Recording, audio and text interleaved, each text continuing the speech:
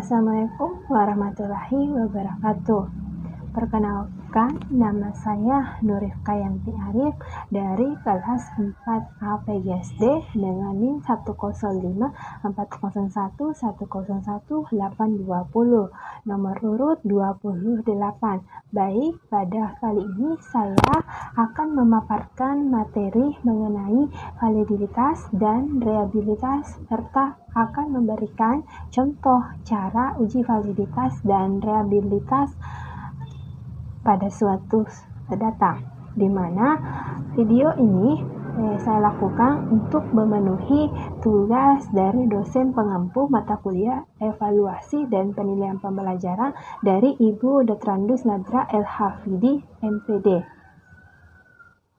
Jadi, validitas adalah ketepatan atau kecermatan suatu instrumen dalam pengukuran.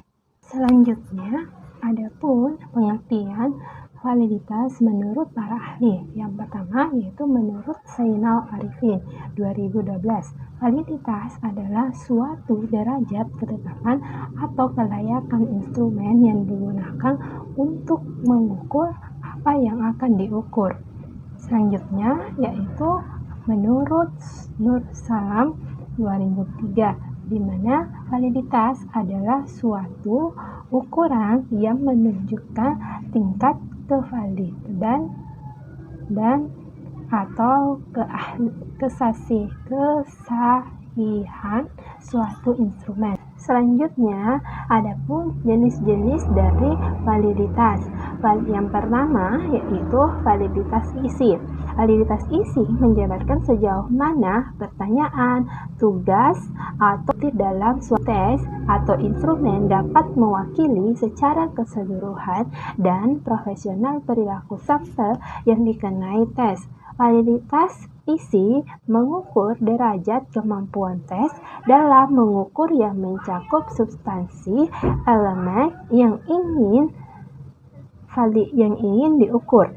Validitas isi dipakai untuk mengukur kemampuan belajar, hasil belajar, atau presentasi belajar. Selanjutnya yaitu validitas konstruk atau construct validity, merupakan validitas yang mempermasalahkan sejauh mana tes dapat mengukur apa yang benar-benar hendak diukur yang sesuai dengan konsep khusus atau definisi konseptual yang telah ditetapkan. Selanjutnya yaitu validitas konstruk dapat dipakai dalam mengukur sikap, minat, konsep diri, fokus kontrol, gaya kepemimpinan, motivasi berprestasi, dan lain-lainnya. Adapun yang sifatnya performa maksimum seperti instrumen untuk mengukur bakat atau tes bakat, inteligensi atau kecerdasan intelektual, kecerdasan emosional, dan lainnya. Yang ketiga yaitu validitas kriteria, di mana validitas kriteria adalah ukuran validitas yang penentuannya dengan cara membandingkan skor tes dengan kinerja tertentu pada ukuran luar atau yang lain. Contoh pemakaian validitas itu adalah validitas saat tes intelijensi yang berkorelasi dengan rata-rata nilai akademis dengan asumsi jika intelijensi seseorang tinggi, maka yang akan terjadi dia mendapatkan nilai akademis yang bagus. Memberikan contoh cara mencari uji validitas instrumen dengan teknik Person Product Moment Correlation atau simbolnya R, di mana butir soal dikatakan valid apabila koefisien kolerasi product moment lebih besar daripada R tabel, di mana alfa sama dengan N dikurang 1, N dikurang 2. Nilai signifikansi sama dengan kucil dari alfa. Lalu rumus yang bisa digunakan untuk uji validitas dengan teknik kolerasi product moment yaitu di mana R itu sama dengan N dalam kurung X dikali Y kurang dalam kurung sigma X dikali sigma Y per akar N dikali sigma dalam kurung N dikali dalam kurung sigma S kuadrat kurang sigma X dikuadratkan dikali N dikali dalam kurung sigma Y kuadrat dikurang sigma Y dikuadratkan. Nah, di mana N itu adalah jumlah sampel, X itu adalah skor variabel jawaban subjek penelitian, dan Y adalah skor total dari variabel untuk subjek penelitian ke N. Nah, untuk menguji validitas bukti soal, yaitu di sini berikut ini data dari 10 siswa yang telah diberi tes kreativitas, terdiri dari 4 soal, dan tiap bukti soal mempunyai nilai paling rendah sama dengan 1 dan nilai paling tinggi yaitu sama dengan 5. Ujilah validitas keempat bukti soal tersebut dengan signifikansi alfa 5%. Di atas sudah terdapat skor jawaban siswa pada tes kreativitas, di mana siswanya itu ada 10 dan butir soalnya itu ada 4.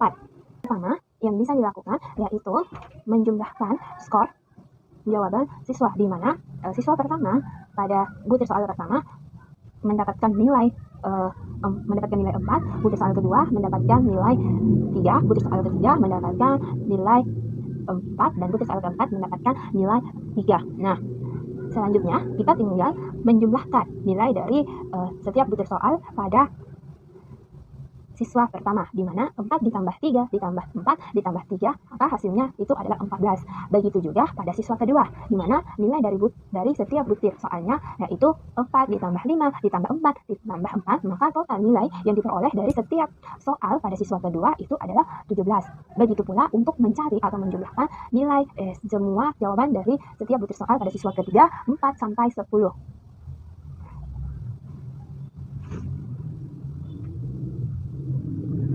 Selanjutnya, kita melakukan uji validitas setiap butir soal, di mana cara melakukan uji validitas setiap butir soal itu skor jawaban setiap butir soal diidentifikasikan menjadi variabel X dan total jawaban menjadi variabel Y. Selanjutnya yaitu menentukan nilai R tabel, yang dimana bisa dilihat di lampiran R tabel. R tabelnya seperti ini, di mana N sama dengan 10, alfa sama dengan 5%, karena 5% itu sama dengan 0,05, sehingga R 0,05,10 dikurang 2. Dari mana kita dapatkan hasilnya, yaitu dari R tabel sama dengan N dikurang 10.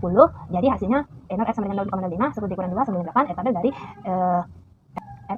dari N 10 dengan signifikansi 5%, maka hasilnya itu 0,707. Selanjutnya kita akan menghitung R hitung. Selanjutnya kita masukkan ke dalam rumus R hitung, di mana rumusnya itu R hitung sama dengan N dikali X dikali Y kurang sigma X dikali sigma Y per akar N dikali dalam kurung sigma X kuadrat dikurang sigma X dikuadratkan dikali N dikali dalam kurung sigma Y kuadrat dikurang sigma Y dikuadratkan. Nah, selanjutnya kita hitung, R hitung sama dengan di mana kita masukkan nilai N yaitu 10 dan nilai X dikali Y yaitu 674 dikurang nilai X yaitu 41 dikali nilai sigma Y yaitu 162 per akar nilai N sama dengan 10 dikali dengan nilai sigma X kuadrat yaitu 171 dikurang nilai sigma X dikuadratkan yaitu 41 dikuadratkan lalu dikali dengan N yaitu 10 dikali dengan nilai sigma Y kuadrat yaitu 2684 dikurang nilai sigma Y dikuadratkan yaitu 162 dikuadratkan. Jadi hasilnya yaitu R hitung sama dengan 10 dikali 674 sama dengan 6.740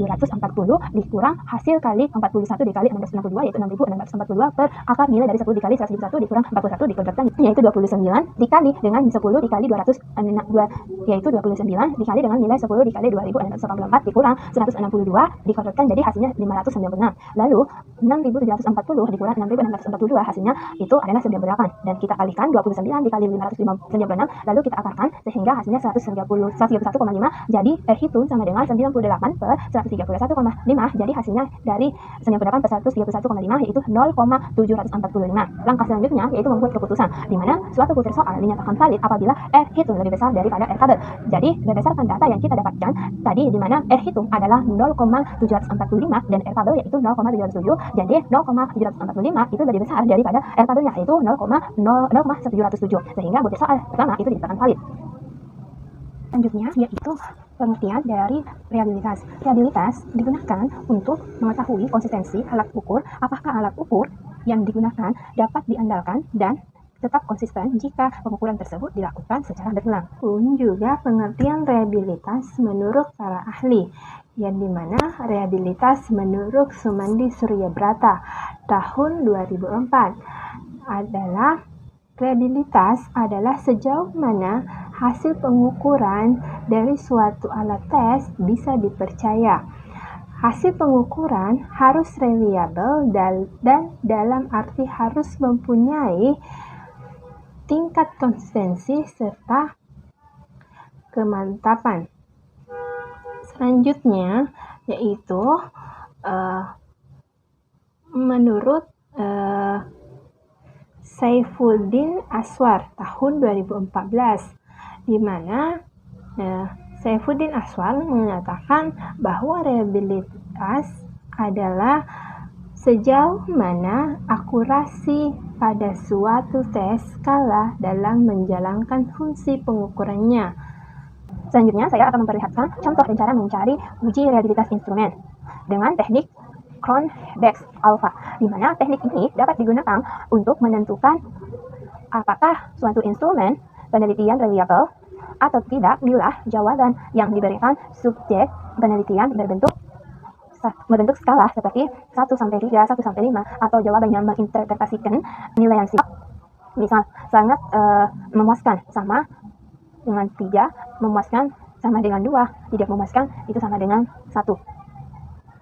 Nah, selanjutnya setelah itu dapat kita lihat kriteria reliabilitas tes. Di situ pada tabel koefisien reliabilitas tes, apabila nilainya 0,0 sampai 0,19 itu hasilnya atau kriterianya sangat rendah. Apabila nilainya 0,2 sampai 0,39 itu kriterianya rendah.